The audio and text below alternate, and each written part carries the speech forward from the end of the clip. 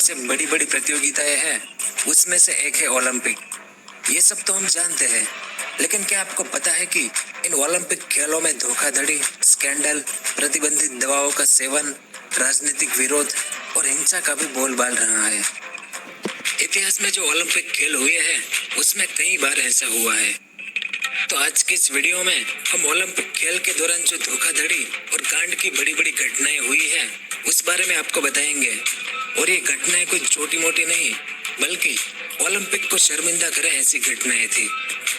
बहुत कुछ जानेंगे ओलंपिक खेल की कुछ ऐतिहासिक घटनाओं के बारे में, और आपको भी बहुत कुछ जानने को मिलेगा।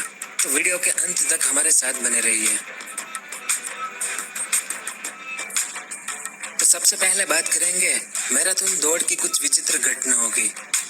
साल 1904 के ओलंपिक खेलों में अमेरिका के फ्रेड लोर्स ने कड़ी गर्मी और धूल भरी सड़कों पर दौड़ते हुए मैराथन दौड़ जीत ली थी। लेकिन बाद में पता चला कि उन्होंने दौड़ के बीच में कुछ दूरी के लिए अपने ट्रेनर की कार में लिफ्ट ले ली थी। अब उन दिनों कैमरा था नहीं कि इसकी रिकॉर्डिंग हो सके। इस कारण ज्यादा लोगों को इस बारे में पता नहीं चल पाया और सबको लगा कि फ्रेड लोर्स ही जीत गया है। उनको मेडल दिया ही जाने वाला था कि उन्होंने स्वीकार कर लिया कि उन्होंने कार में लिफ्ट ली थी। इस कारण बाद में यह मेडल थॉमस हिक्स को दिया गया। अब मैराथन दौड़ की बात आई है तो एक और ऐसी घटना के बारे में आपको बता दूं। साल 1908 में जो ओलंपिक खेल हुए थे वो लंदन शहर में हुए थे, लेकिन उस मैराथन दौड़ को 1 किलोमीटर ज्यादा लंबा कर दिया गया था। क्यों? क्योंकि लंदन शहर के राजघराने के सदस्य विंडसर का जो कैसल यानी किला जो था, वो इस मैराथन दौड़ के मैदान से 1 किलोमीटर की दूरी पर था। इसलिए विंडसर के कहने पर मैराथन दौड़ को 1 किलोमीटर ज्यादा लंबा कर दिया गया, ताकि विंडसर अपने कैसल के अंदर बैठकर इस दौड़ को आराम से देख सके। इसके बाद बात करेंगे कि जब ओलंपिक खेलों में राजनीति घुसती है तब क्या होता है। 1950 के दशक से लेकर 1980 के दशक तक अमेरिका और रूस के बीच शीत युद्ध चल रहा था, जिसका असर ओलंपिक खेलों में देखने को मिला था। शीत युद्ध मतलब ठंडा युद्ध, एक दूसरे के साथ कोई लड़ाई नहीं, लेकिन एक दूसरे के कट्टर दुश्मन।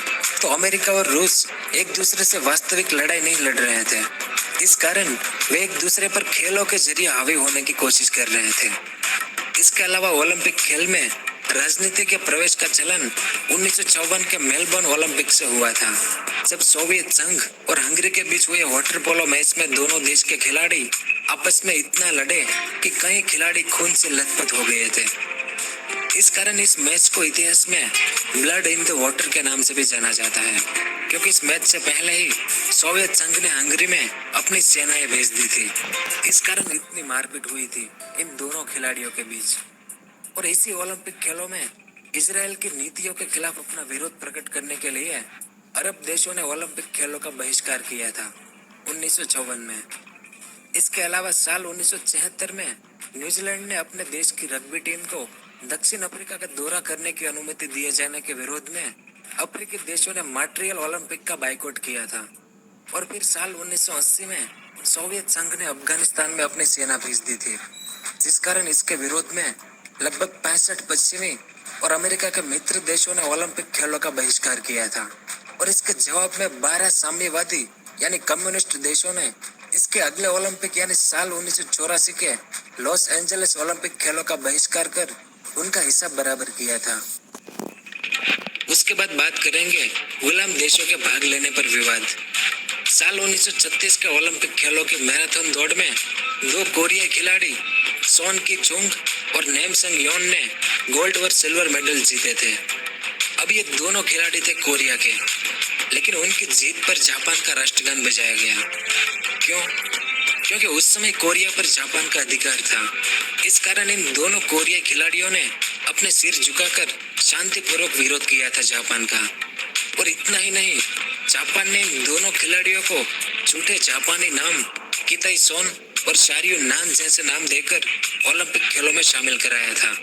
और जब ये दोनों कोरियाई खिलाड़ी वापस अपने देश कोरिया लौटे तो कुछ स्थानीय अखबारों ने इनकी तस्वीर न्यूज़पेपर में छापी, जिसमें जापानी झंडे को हटा दिया गया था। इस कारण जापान सरकार ने इनकी सजा इन अखबार के संपादकों को गिरफ्तार करके दी थी।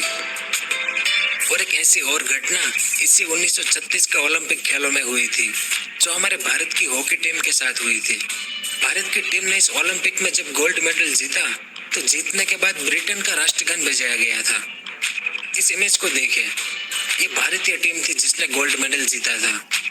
लेकिन बहुत कम लोगों को ये पता है कि फाइनल मैच शुरू होने से पहले टीम के जो मैनेजर थे पंकज गुप्ता, उन्होंने अपनी जेब से कांग्रेस का तिरंगा झंडा निकालकर भारतीय खिलाड़ियों में जोश भरा था और सारे भारतीय खिलाड़ी उस झंडे को सैल्यूट कर मैदान में उतरे थे और उन्होंने जर्मनी की हॉकी टीम को 8-1 से हराया था।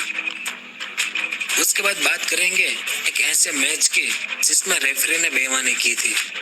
जब साल 1920 में एंटवर्प में ओलंपिक खेल हुए थे, तब न तो दूसरे विश्व युद्ध में हारे जर्मनी, टर्की, हंगरी और ऑस्ट्रिया को ओलंपिक खेलों में बुलाया गया था और न ही गृह युद्ध की मार झेल रहे सोवियत संघ को।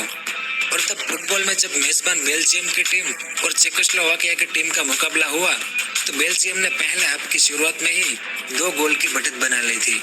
इसके बाद चेकोस्लोवाकिया के खिलाड़ियों ने मारधाड़ करना शुरू कर दिया, क्योंकि इस मैच का जो रेफरी था उसने पहले हाफ में चेकोस्लोवाकिया के सबसे तेज और टॉप खिलाड़ी रक्षक कार्ल स्टीनर को इंचेक टेबल के लिए बाहर भेज दिया था। तो पूरी चेकोस्लोवाकिया की टीम भी इसके विरोध में उनके साथ बाहर चली गई, जिसका नतीजा ये हुआ कि बेल्जियम को विजेता घोषित कर दिया गया। इस कारण ये मैच देखने आई पब्लिक गुस्से में मैदान के अंदर घुसकर चेकोस्लोवाकिया का झंडा फाड़ दिया और अपने खिलाड़ियों को कंधे पर बिठाकर बाहर ले गए थे। लेकिन बाद में पता चला कि चेकोस्लोवाकिया को हराने के लिए रेफरी ने बिना कोई नियम तोड़े उनके सबसे तेज खिलाड़ी कार्ल स्टीनर को बाहर भिजवा दिया था ताकि वो हार जाए। उसके बाद बात करेंगे म्यूनिक ओलंपिक में इजरायली खिलाड़ियों पर हमला। साल 1972 के म्यूनिक ओलंपिक में फिलिस्तीन के चरमपंथियों ने ओलंपिक विलेज पर हमला कर इजरायली टीम के सदस्यों को बंधक बना लिया था। ये चरमपंथी खिलाड़ियों के वेश में ओलंपिक गांव में घुसे थे, लेकिन जब जर्मन सुरक्षा बलों ने इन खिलाड़ियों को छुड़ाने की कोशिश की, तो इजराइल के 11 सदस्य, 5 चरमपंथी और एक सुरक्षा कर्मी की मौत हो गई। इस घटना के बाद से ही ओलंपिक खेलों में सुरक्षा व्यवस्था बहुत कड़ी कर दी गई।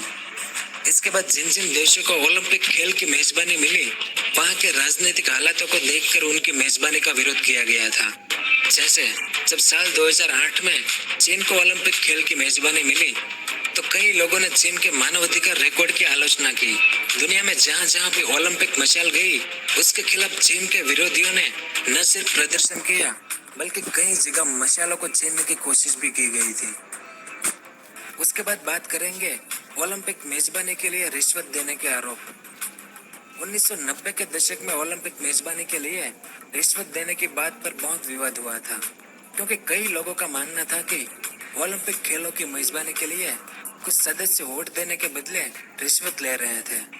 और सिर्फ रिश्वत ही नहीं, ओलंपिक खेलों में मैच फिक्सिंग के भी आरोप सामने आए थे। साल 1988 के सोल ओलंपिक खेलों में वेल्टरवेट मुक्केबाजी के फाइनल में अमेरिकी मुक्केबाज रॉय जोन्स दक्षिण कोरियाई मुक्केबाज पार्क सी-हुन से पराजित हो गए थे।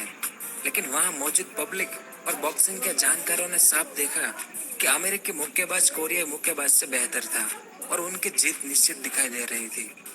पर बाद में कुछ खोजी पत्रकारों ने पता लगाया कि एक दक्षिण कोरियाई अरबपति ने कोरियाई मुक्केबाज को जितवाने के लिए एक जज को रिश्वत दी थी, और बाद में उस जज ने भी स्वीकार किया कि उसने इस मुकाबले की स्कोरिंग में कुछ गलती की थी। उसके बाद बात करेंगे ओलंपिक खेलों में प्रतिबंधित दवाओं का बढ़ता चलन। प्रतिबंधित दवाओं के सेवन ने भी कई ओलंपिक प्रतियोगिताओं को शर्मिंदा किया था, क्योंकि साल 1960 के रोम ओलंपिक खेलों में डेनमार्क के एक साइकिलिस्ट नर्ड एनमार्क जेंसन 100 किलोमीटर की दौड़ में साइकिल चलाते चलाते गिर गए और उनकी वहीं पर मौत हो गई थी। और जब उनका पोस्टमार्टम किया गया तो मौत का कारण लू लगना बताया गया, लेकिन बाद में पोस्टमार्टम करने वाले एक डॉक्टर ने दावा किया था कि उनके शरीर में प्रतिबंधित दवा एम्फेटामाइन के कुछ अंश पाए गए थे। इसके अलावा साल 1988 के सोल ओलंपिक में कनाडा के बेन जॉनसन ने 100 मीटर दौड़ में न सिर्फ गोल्ड मेडल जीता, बल्कि एक विश्व रिकॉर्ड भी बनाया। इस कारण उनके पेशाब का परीक्षण किया गया, जिसमें पता चला कि उन्होंने स्टेरॉइड का सेवन किया था। इसलिए बेन जॉनसन से न सिर्फ उनके मेडल वापस ले लिए गए, बल्कि उन्हें तुरंत उनके देश कनाडा भेज दिया गया। इसके अलावा साल 2000 के दशक में कुछ अमेरिकी खिलाड़ियों ने प्रदर्शन बेहतर करने वाली दवाएं लेने की बात स्वीकार की थी और साल 2000 के सिडनी ओलंपिक खेलों में 3 गोल्ड मेडल और 2 सिल्वर मेडल जीतने वाले मैरियम जोन्स के मेडल उनके ड्रग परीक्षण के बाद उनसे वापस ले लिए गए थे और उनके बीजिंग ओलंपिक में भाग लेने पर भी रोक लगा दी गई थी। इसके अलावा साल 2008 के बीजिंग ओलंपिक खेलों में 15 खिलाड़ी प्रतिबंधित दवाओं का सेवन करते पकड़े गए थे और जानकर बड़ा आश्चर्य होगा आपको कि घुड़सवारी स्पर्धा में कुछ घोड़ों तक को प्रतिबंधित दवाएं पिलाई गई थी। और साल 2012 के लंदन ओलंपिक में भी ये सिलसिला रुका नहीं, क्योंकि रूस के 41 खिलाड़ी प्रतिबंधित दवाओं का इस्तेमाल करते हुए पकड़े गए थे। तो ये थी ओलंपिक खेलों के इतिहास में कुछ अविश्वसनीय घटनाएं। उम्मीद है कि आपको भी जानने को मिला होगा।